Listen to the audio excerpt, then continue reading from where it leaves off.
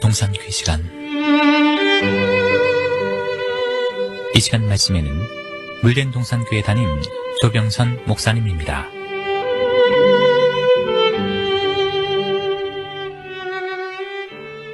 오늘은 성경을 주신 그 첫째 목적, 예수께서 하나님의 아들 그리스도심을 믿게 하려 하며 또 너희로 그 이름을 힘입어 생명을 얻게 하려 함이라. 두 번째 시간으로 삼위일체 하나님에 대해서 말씀을 나누려 합니다. 제가 성경을 공부하면서 가장 어려웠던 주제가 바로 삼위일체 하나님이었습니다. 말씀이 하나님과 함께 하셨으니 이 말씀이 곧 하나님이시라 하시면서 어떻게 말씀이 육신이 되어 이 땅에 오신 예수님을 하나님의 독생자 아들이라 하시나, 그것이 그렇게 이해가 되지 않았습니다. 여러분은 그 문제를 어떻게 이해하셨는지요? 그런데 그 숙제를 오랜 시간을 두고 풀어도 잘 풀리지 않았습니다. 사실 오늘 본문의 말씀은 삼위일체 하나님에 대해 잘 알아야 그 이름에 힘입어 생명을 얻을 수 있다고 제시하시는데 그것이 풀리지 않으니 답답했지요. 그러다가 어느 날 멜기세덱을 정리하면서 깨닫게 되었습니다. 오늘 이야기를 들으시면서 성경 전체에 제일 힘들고 풀기 어려운 이 숙제를 여러분도 해결하시기 바랍니다.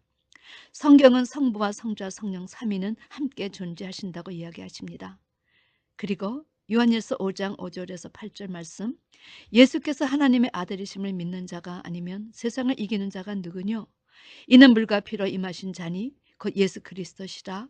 물로만 아니요 물과 피로 임하셨고 증거하는 이는 성령이시니 성령은 진리니라. 증거하는 이가 셋이니 성령과 물과 피라. 또한 이 셋이 합하여 하나이니라.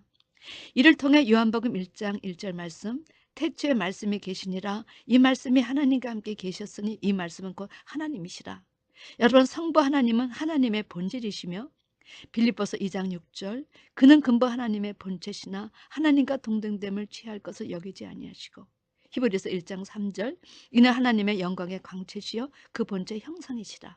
이런 말씀을 통해 성자 하나님은 하나님의 본체시며, 계시록 4장 5절, 보좌로부터 번개와 음성과 뇌성이 나고 보좌 앞에 7 등불 켠 것이 있으니 이는 하나님의 7영이라. 성령 하나님은 하나님의 본영이심을 깨닫게 되었습니다. 자, 그러면 왜 성부 하나님을 본질이라 할 수 있느냐? 이런 것을 증명할 수 있어야 합니다. 이 세상에 많은 영들이 있대 유일하신 참 하나님 한 분을 제외하면 다 피조물인데, 그렇다면 과연 누가 하나님이냐? 누가 근본이냐를 말할 때 본질이란 이야기가 나오는 것입니다. 성경은 성부 하나님은 구약의 여호와로 본질이신 분이시다, 스스로 계신 창조주 하나님이시라는 것입니다. 그래서 하나님이 누구시냐? 그 본질을 말할 때 그분은 스스로 계신 분이야. 성부 하나님을 가리켜 우리는 스스로 계신 본질 자체이신 분이다 라고 말하는 것입니다. 출애굽기 3장 14절에서 하나님이 모세에게 이르시되 나는 스스로 있는 자니라. 이 말씀과 창세기 1장 1절 태초에 하나님이 천지를 창조하시느니라, 이런 말씀이 다 그분이 본체이심을 증거가 되는 말씀입니다. 그러면 성자 하나님은 누구이십니까? 이분은 독생자 예수님이십니다. 예수님은 아무도 볼 수 없는 본질로서의 아버지를 우리에게 보이시고자 하나님의 형상을 입으시고 이 땅에 보이는 하나님으로 나타나신 분이십니다.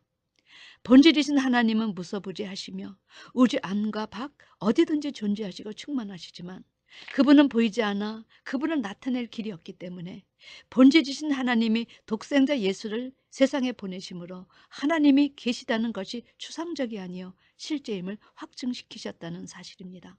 이것이 바로 성육신 사건이었습니다. 여러분, 만약 예수님이 이 땅에 오시지 않았다면 하나님이 계시다는 것을 무엇으로 확증할 수 있겠습니까? 그리고 만약 그런 사실을 확증할 성경이 없었다면 아마 이 성육신 사건은 그냥 추상적인 토론의 주제가 될 뿐 영원히 해결되지 않는 숙제로 남았을 것입니다. 그런데 이렇게 삼위가 한 분이신데 왜 예수님을 독생하신 아들로 이 땅에 오셨다고 표현하는 것일까요? 이것을 알아야 우리에게 성경을 주신 첫째 목적을 성취할 수 있는 것입니다. 제가 성경에서 가장 이해하기 힘든 부분이 삼위일체였고 삼위일체 중에서도 바로 이 부분이 제일 어려웠습니다. 세 분이 하나라 하면서 어떻게 또 아들이 된단 말인가? 그지요? 이것이 풀려야 오늘 성경을 주신 제1의 목적을 이룰 수 있는데 이제 이 작은 머리로는 너무나 깨닫기 힘들었습니다. 그런데 어느 날 자식은 그 부모의 붕어빵이라고 하는 말을 들으면서 깨달음이 왔지요. 저에게는 딸과 아들이 있습니다. 아들은 그 등치가 아빠의 붕어빵이요. 성격도 조금씩 닮아져 가는 것 같습니다. 그런데 딸은 어렸을 적에는 저를 닮았다는 소리를 듣지 않았는데 요사이는 엄마를 닮았다는 이야기를 많이 듣습니다. 저희 남편은 또 어떤지요? 점점 돌아가신 시아버님하고 얼마나 똑같아지는지 결국 자식은 누구를 닮아가는가 그 부모의 붕어빵이 되는 것입니다. 저는 이 사실을 통해서 이것은 결국 성부 하나님이 본질이시라는 사실을 나타내 주시기 위한 지혜이셨구나. 왜냐하면 하나님은 영이시고 우리 인생은 육신이라 그분을 뵐 수도 없었고 뵐 수 없었기에 그분이 스스로 계신 분이심을 알 길이 없었습니다. 그러니까 인생들은 나무에다가도 빌고 바다에도 빌고 태양을 보고도 빌었지요. 그러므로 이 성부 하나님의 본질이심을 설명할 수 있는 방법은 우리 인생이 이해할 수 있는 범위나 우리 인생이 이해할 수 있는 차원이어야 했습니다. 하나님은 그 전능하시고 전주하신 지혜로 인간이 이해할 수 있는 방법을 찾으셨던 것입니다. 그런데 그 방법은 오직 하나, 아버지 없는 아들이 없다는 것입니다. 아버지가 없는데 어떻게 아들이 태어날 수 있겠습니까? 만약 그런 아들이 있다면 아버지가 계셨지만 그가 태어나시기 전에 돌아가신 케이스지요. 이런 아들을 사생아라고 합니다. 예수가 하나님의 아들이심을 믿는 것은 곧 하나님 아버지가 계시다는 사실을 시인하는 것입니다. 그분이 영이라 볼 수 없지만 하나님의 존재를 인정하는 것입니다. 결국은 아들로 오신 예수님을 통해서 우리는 본질이신 하나님의 계심을 믿고 수긍하게 되는 것이지요. 그러므로 성경은 그 사실을 가리켜 예수님은 영이신 하나님을 나타내시는 하나님의 본체시며 하나님의 형상이라 제시합니다. 하나님은 우리 인간이 부모를 닮게 창조하시고 이것을 통해서 영이신 하나님을 그 아들을 통해서 볼 수 있도록 하신 것입니다. 예수가 이 땅에 오신 것은 하나님의 영광의 광채시요 그 본체의 형상을 우리에게 보여주시기 위해 하나님의 독생하신 아들로 오신 것입니다. 우리는 예수님을 통해서 보이지 않는 그 하나님 아버지의 인격과 하나님의 형상을 보게 되고 알게 되는 것이지요. 그래서 빌립이 아버지를 보여주세요 주님께 요청했을 때 주님은 그렇게 오랫동안 나와 함께 있었으면서도 아직도 아버지를 보여달라고 하느냐? 나를 본 자는 아버지를 보았느니라 대답하셨습니다. 하나님이 이 세상을 창조하시고 사람을 지으시고 제일 먼저 세우신 신적 기관은 무엇이었습니까? 교회와 가정이었습니다. 하나님은 이 가정을 만드셔서 그 가정 속에서 아버지와 자녀와의 관계, 남편과 아내와의 관계를 통해 하나님과 우리, 예수님과 우리의 관계를 이해시키고자 하셨던 것입니다. 우리가 지금 남편과 아내, 부모와 자녀, 형제와 자매지간이란 인연으로 묶여 살고 있지만 이것은 그림자란 것이 성경의 증언입니다. 이제 천년왕국 세계에 들어가면 누가복음 20장 34절 35절 말씀에 이 세상의 자녀들은 장가도 가고 시집도 가되 저 세상과 및 죽은 자 가운데서 부활함을 얻기에 합당히 여김을 입은 자들은 장가가고 시집가는 일이 없으며 저희는 다시 죽을 수도 없나니 이는 천사와 동등이요 부활의 자녀로서 하나님의 자녀임이라 말씀하셨습니다. 이제 첫째 부활이 이루어지면 하나님 앞에 아버지도 남편도 아내도 다 부활의 자녀일 뿐 다른 이촌 삼촌이란 관계가 없다는 것이지요. 우리 주님도 공생의 기간 동안 이 말씀을 하셨습니다. 누가 내 모친이며 동생들이냐? 누구든지 하나님의 뜻대로 하는 자는 내 형제요 자매요 모친이니라. 그러므로 이제 우리는 누가 실체냐 누가 그림자냐 하는 문제에서 정리가 되어야 할 것입니다. 남편은 우리가 살을 맞대고 살고 있지만 예수의 그림자요 누가 아비냐? 육신의 아비는 하늘 아버지의 그림자이다. 누가 자식이냐? 뱃속으로 낳은 자식이 그림자요 영적으로 전도해서 낳은 아들들이 실제다. 그럼 누가 어미냐? 기르실 때 밤낮으로 애쓰신 어머니가 그림자요 나를 영적으로 낳아준 교회가 바로 어미다.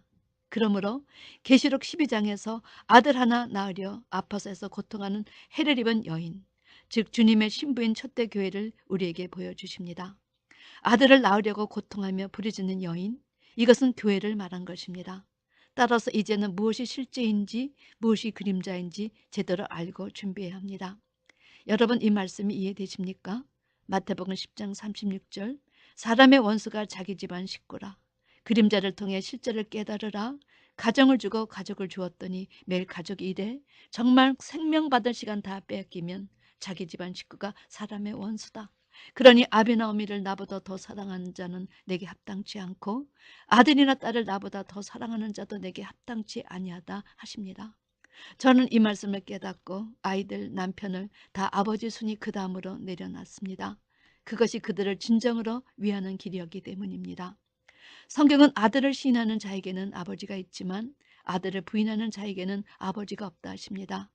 왜?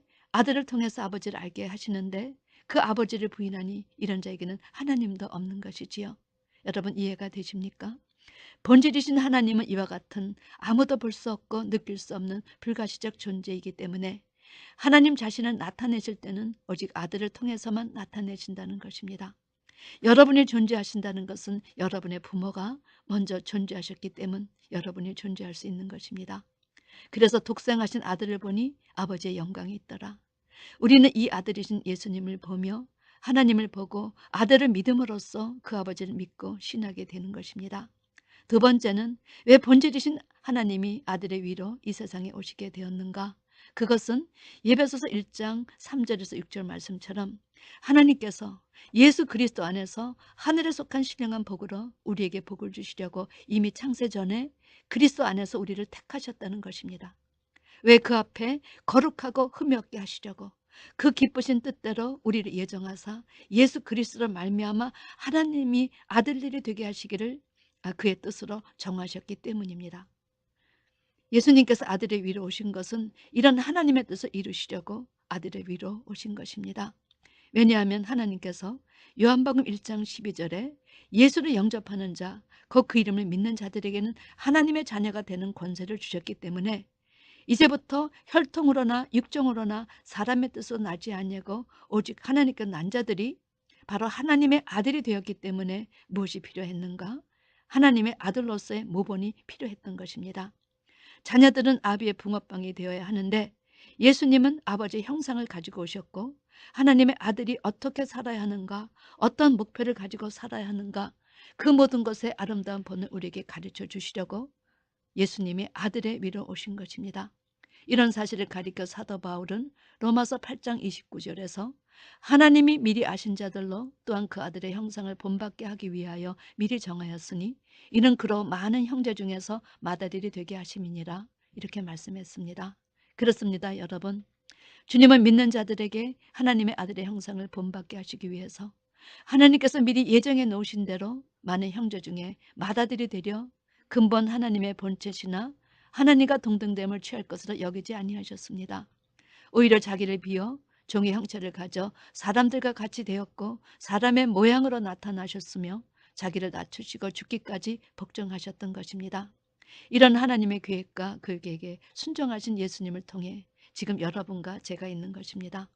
삼일째 하나님을 찬양하는 여러분과 제가 되기를 주님의 이름으로 축원합니다. 아멘.